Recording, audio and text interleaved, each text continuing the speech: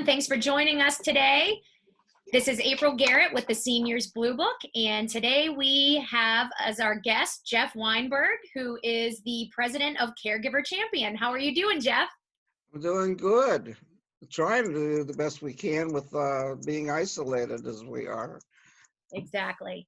Yeah. So today we actually have a guest with us today. My assistant vice publisher, Devin Garrett, would like to say hello. And she wants to show the artwork that she has added to my beautiful Zoom background. Hello. She disappeared. Princess Publisher. Wonderful. It looks like the same thing that your mama's logo is. She did good with the logo. Very nice. And it says #publisher. That's right. And then this one. And that one is just a bigger version. Yep. Yeah. What does it say in the background? We're in this together. We're in this together. That's right. We're in this together. That's a good saying. If anybody's been in things together, it's now. That's right. All right, you want to ask the first question? Mm-hmm. All right, go for it. Tell me about yourself and the services you offer. Tell me about myself and what? In the services you offer. And the services I offer. Okay, before I do that though, I want to thank your mother, the queen of Senior Blue Book, April Garrett, and her aunt and co-publisher, Janet Dennison. They do the most amazing job in helping people find resources in the communities at large. And it's an honor to be involved with April and have her because she's very creative. And not only do you put an ad in her blue book, but then we get all these extra bennies like we're doing today. Wonderful videos. And finally, if you haven't advertised in Senior Blue Book, you should, because it's really the best publication in the market today. Thank you. Thank you for saying that. Thank you for the plug. I love it. You're welcome. Love my advertisers. So anyhow, I believe Princess asked me why I'm doing what I'm doing and what am I doing? Mm-hmm. Okay. So what I'm doing is I have a business called Caregiver Champion, and we are patient advocates, healthcare patient advocates for people in the community. And what that means is that in today's world, healthcare is very complicated. And as a result of it being so complicated, people don't usually know even what questions to ask when they're in the hospital or in a nursing home or whatever. And so they're told that they're going to be discharged today, and they're given a list of places to go, and nobody knows what to do. So one of the things that we do as part of our services is sometimes we actually keep people in the hospital longer than they're supposed to because they're not ready to be discharged. And other times when they're given a list of facilities, sometimes there's some good facilities on there, and sometimes there's not so good facilities. So we vet those facilities, and so the list of 20 becomes a list of 3. I've been in healthcare all my life. I was an administrator in a hospital. My last job there was at Excella Health, and I was the director of geriatric services. I am a licensed nursing home administrator, and I've planned and developed almost all kinds of services for people that have either chronic disabilities or seniors. You want me to keep going? Yeah, you can talk as long as you like. I'll stop there. So, how is the coronavirus affecting the kind of calls that you're getting right now? The coronavirus has changed the way I do business, but um, in many ways, I'm trying to provide similar kinds of services to the community. I have a few clients who are in personal care homes, and I can't visit them anymore, but I can contact them. So I usually talk to them by phone, some of them once a week, some of them every day because they need the help. A lot of my clients, their family members live out of town. So I become the eyes and ears of those people. Um, and I'm the person that's able to get there the quickest if that, God forbid, there's ever an emergency. In addition, uh, what we've done is we set up a caregiver work group called Working Caregivers on Facebook, and anybody can join. Um, and it's basically a support group. And there are people there that are caregivers, and there are people there that are professionals. And what we try to do is, and I believe your daughter actually said this in the beginning, we are much stronger together. So we share our concerns, we share our hopes, we share things that might be funny that day, so that we can all just feel connected to the world. And it's very important for a caregiver in particular. My wife actually is a caregiver, and she has a 97-year-old mother in a nursing home. And uh, she has not seen her mother in 5 weeks. And it makes it very, very difficult. But the nursing home has been terrific. Um, they have no, thank God, no issues in their facility. Um, the staff is like the most amazing staff. And all I can say is in today's environment, God bless all the healthcare workers. God bless the other people that are in the community and that are providing help to us, because without them, we would be in terrible, terrible shape. Yeah. But my wife is able to call and talk to her mother through FaceTime, and she's able to get an update every day about how she's doing, and that helps at least solve some of the burden.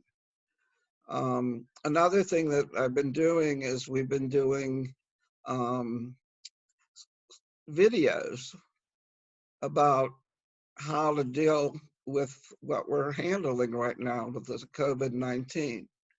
The one video had to do with how to, we all pretty much by now know how to wash our hands or cough into our elbow and things like that. But we are getting groceries delivered to our house. We have not gone into a grocery store yet. And what you have to do is take the groceries out of the bag on the porch, and then you wipe them down and then bring them into the house. So I did a video that explains that whole process, including that you really should have outdoor shoes and indoor shoes. Because if you don't, you're bringing everything that you had indoor outdoor into your house. So that was one of the videos that I did. Another one was on how to bring normalcy into our abnormal world. And you can see these videos. I believe April's going to post my website where you can get to see them. And this was probably, it's on the blog part there. Okay. Thank you. You don't have to do it right now, but at least you'll know how to find it. Yeah. Okay. So the Caregiver Champion website is caregiverchampionadvocate.com if you're looking to get on it.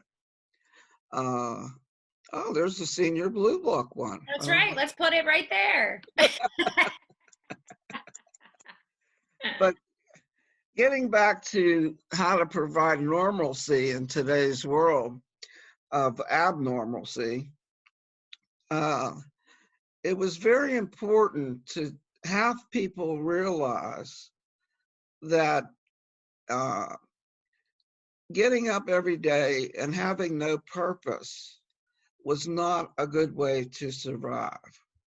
And I actually teach, and one of the courses I teach has to do with planning for retirement. And the name of the course or the lecture is called Retirement Isn't Having Lunch with Your Wife every day or sitting on the porch drinking beer every day. It's not? Nah. So with that in mind, this is actually, whether it's planned retirement or forced retirement, almost 90% of the people are not working right now. However, they have to be able to simulate their work as if they were working. So every day, if I had a meeting at 9 o'clock on Monday morning, then we still have a meeting at 9 o'clock Monday morning. It may be a little different, and we may be doing it through Zoom or just on the telephone, but we're continuing to do the same things that we did before. I started it in my neighborhood, and my wife, who sometimes can be a skeptic, said, you're never going to be able to do this. So every Saturday at 2 o'clock, we do a neighborhood talk. So everybody comes out from their houses. We all sit on the sidewalk and bring our chairs, and we talk about stuff. And it's now gone on for 3 weeks in a row, and people look forward to it. In fact, last week, this Saturday, the people were standing there waiting for me. That's fantastic. But the idea is that you get up every day, if you exercise, you get dressed, and you do what you would normally do as much as you can during that day. Mm-hmm. And as long as you're doing that, believe it or not, my time goes very fast, and you don't feel bored, and you don't seem to feel like you don't have a purpose. The other part of that is because we have the time now, is this does give you an opportunity to do things that maybe you wanted to do, but you never have the time. And it could be, learning an instrument. It could be, writing a book or whatever. But it gives you the opportunity to start to do those things. So even though this is a very abnormal time of our lives, and even though we are basically bound to our homes, it doesn't mean that you can't do things that benefit yourself. Agreed. I think I had a period of 2 weeks time when this all happened where I just kind of shut down. I didn't know what to do business wise. And then after that 2 weeks, I kind of thought, okay, I can't do this forever. You have to adapt. So just starting this show, and I'm not comfortable with Zoom, but I'm getting there, and playing on iMovie and exercising every day and getting outside. You're right. I agree with you. I feel more busy now than I almost did before. But I think it's Yeah, finding that new normal. I told a common friend of ours um, when this first occurred, and he was just devastated. He was he's a very active person. And I said to him, he said, I'm bored to death. I don't know what to do. I can't deal with this. And I said, well, you, of all people, are one of the busiest people I've seen. And I said, you have to now keep those busy days going. And once he realized that he could still do it, but in a different way, he was able to do that. Mhm. And a lot of this is on the basis that when I work with caregivers, caregivers are stressed to the max all the time. Uh, Most of them are working full time. Most of them have families, and then they have to take care of somebody else. And as a caregiver, they just have no time to take care of themselves. And yet, the most important thing for that caregiver is to take care of themselves. And I have, it's not my saying, I wish I invented it, but it's called put your oxygen mask on first. And the reason why you're told that when you're flying a plane is that if you put yours on first, then you can take care of someone who's dependent on you. If you don't put yours on first, then there's probably a good chance that you may not be able to take care of yourself, but you also aren't going to be able to help that person. Right. And caregivers in particular um, are burnt out to the max all the time. And they just never give themselves permission to take care of themselves. And yet they're going to get sick. They're going to get depressed. They're going to get anxious. They're going to go end up in the emergency room. And all of that has to do with the fact that they haven't taken care of themselves. Exactly.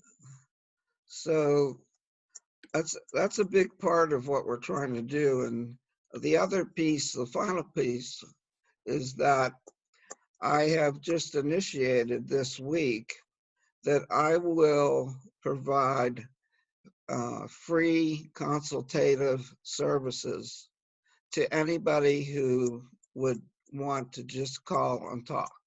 That's fantastic. What's your phone number if they want to? So here's my phone number. I printed it out. It's Caregiver Champion 412-952-6944. And the working caregiver group that I talked about was on Facebook. And you can just go to Caregiver Champion Facebook. But the main thing is that I want to be there for people. And a lot of my clients, it's harder for me to help them because I usually help them face to face. But it's during this time of crisis, I think it's extremely important that people have some kind of a mechanism to talk. And everything that we talk about is confidential. And but I hope that it just provides a little bit of relief for them because of the stress of their day. Especially during this time. Yes. Well, thank you so much for your time today. Is there anything else you'd like to point out before we hang up? I don't think so. I want to thank your daughter for asking the first question. She bugged me all day to be on someone's video. I'm like, all right, I told you, Jeff. Jeff's easy. He'll do it. I love it. I appreciate it. All right. Thank Well, you, April. I know. I'll see you soon. I hope to see you in person soon. So, I do too. all I right. really Take care, appreciate Jeff. you asking me. Thank you. All right. Talk soon. Bye. Bye-bye.